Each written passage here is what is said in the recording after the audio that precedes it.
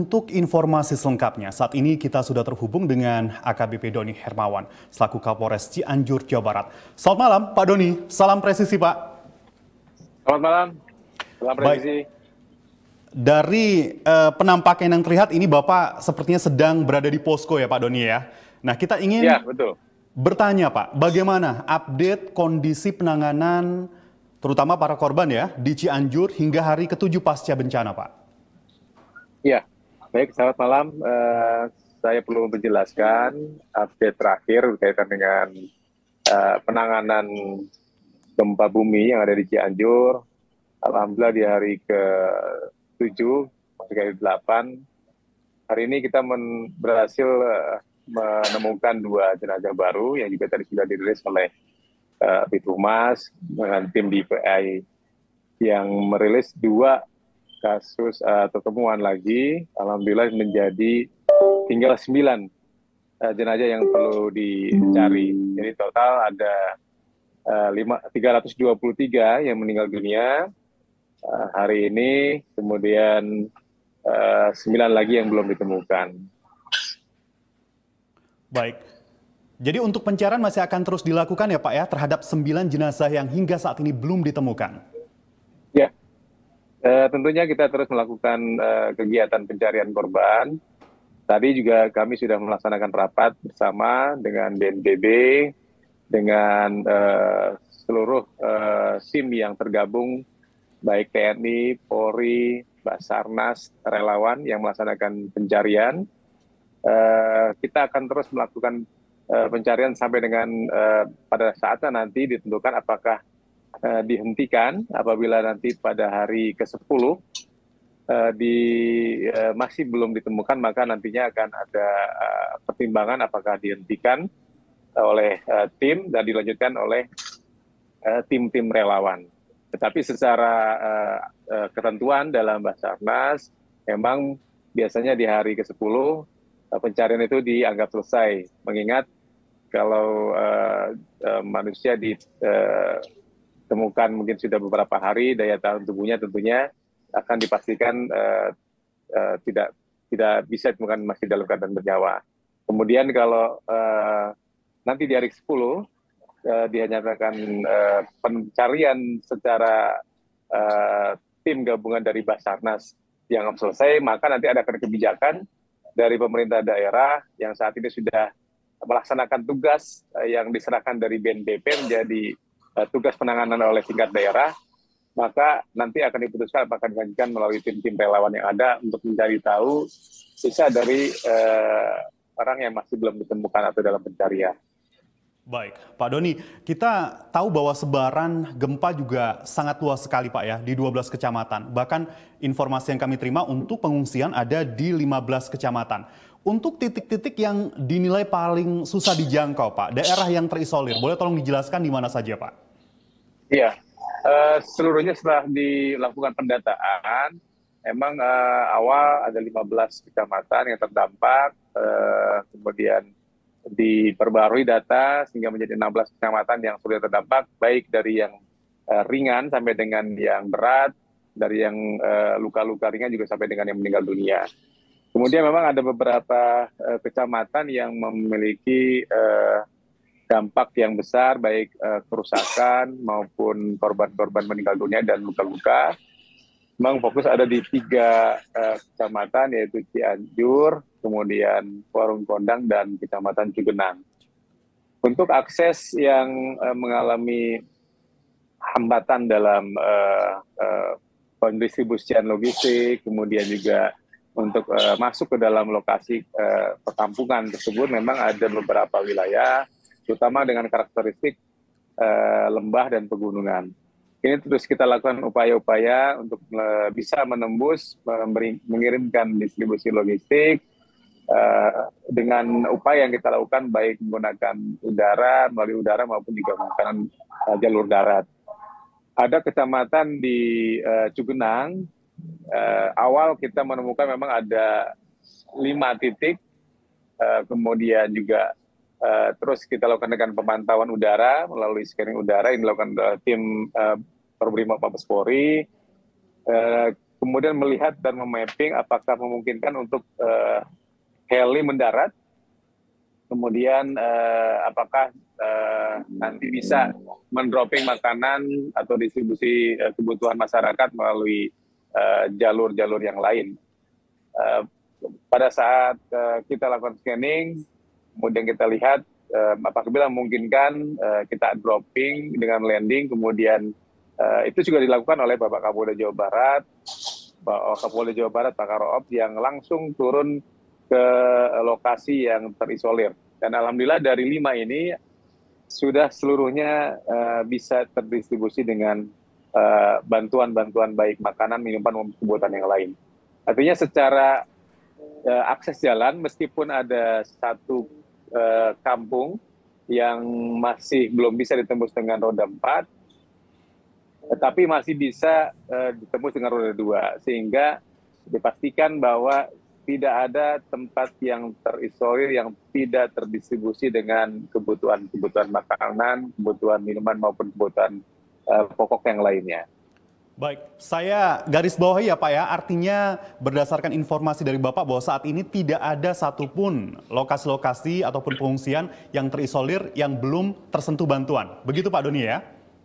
Ya, ini data yang terakhir kita dapatkan melalui patroli udara. Tapi kita juga terus melakukan updating data karena setiap hari kita melakukan patroli-patroli melalui jalur udara untuk melihat titik-titik apakah ada kemungkinan. Sementara yang kami dapatkan di titik terakhir yang sudah kita bisa tembus dengan jalur Trabas, trail yang kita bentuk oleh Bapak Kapolda Jawa Barat, berhasil mendistribusikan sejumlah bantuan yang dibutuhkan oleh masyarakat. Jadi untuk saat ini memang sudah tidak ada. Kita harapkan memang sudah tidak ada lagi daerah-daerah tambahan yang dimungkinkan terisolir.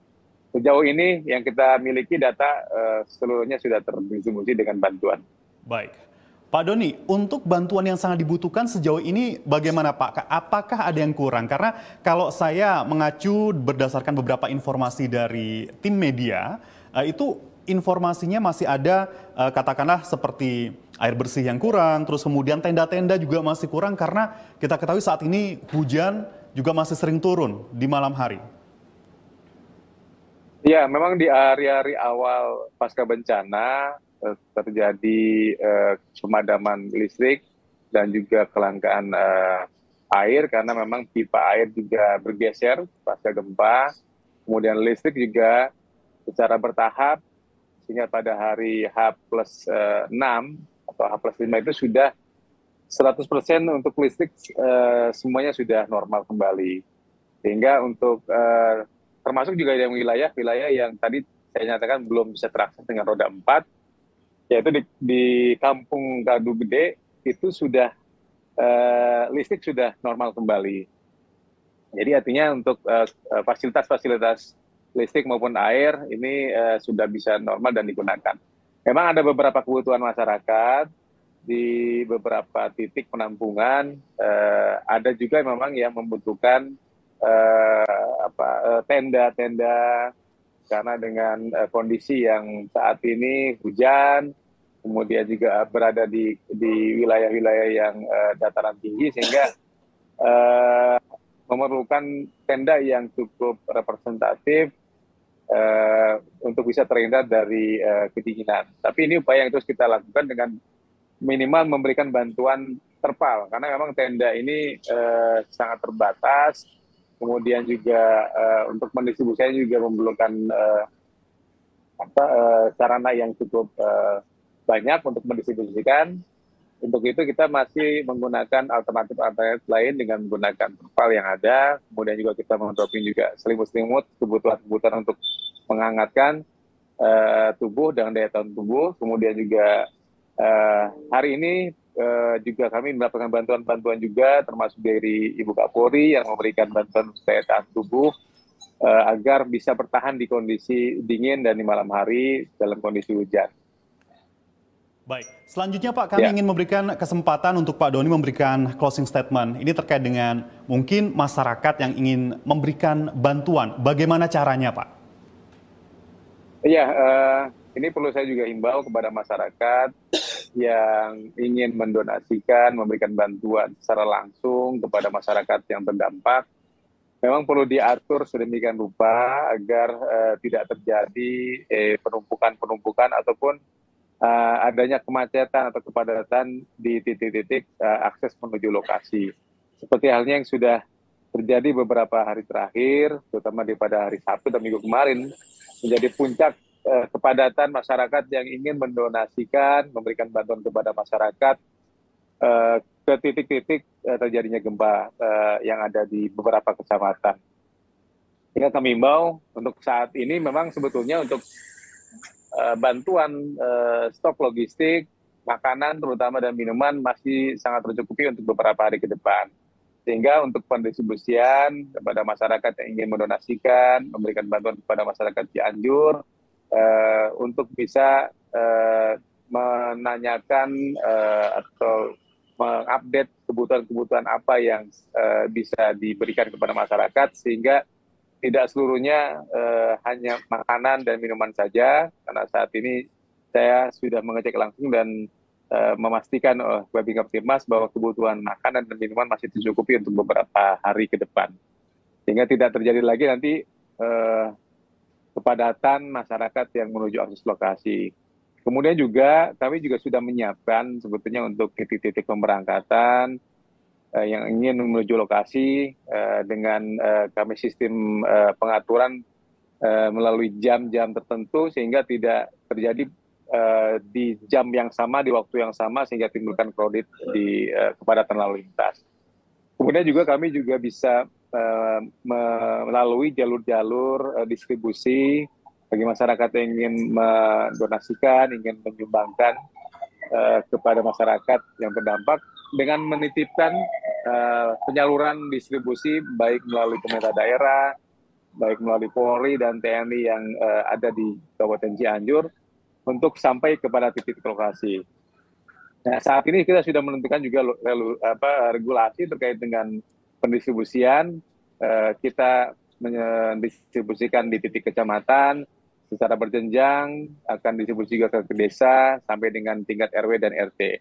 Sehingga ini bisa dengan tersistematis, pendistribusian bantuan juga bisa secara merata. Ini harapannya bisa masyarakat bisa tertib sehingga tidak semuanya ingin menuju ke lokasi. Ini juga harapan bahwa masyarakat juga bisa lebih teratur dalam pelaksanaan pendistribusian. Tapi ini juga saya apresiasi sangat mengapresiasi bagaimana kepedulian masyarakat. Inilah menyatukan kita dalam situasi bencana tanpa melihat dari kelompok manapun, dari golongan manapun, semuanya menjadi sebuah kesatuan memberikan bantuan kemanusiaan kepada saudara-saudara kita yang mengalami kemalangan bencana gempa bumi. Saya kira itu yang perlu saya sampaikan. Jadi intinya adalah bagi masyarakat yang ingin memberikan bantuan, harap ke posko yang telah ditunjuk, salah satunya adalah posko yang ada di Pendopo ataupun koordinasi dengan posko-posko lainnya. Begitu Pak Doni ya?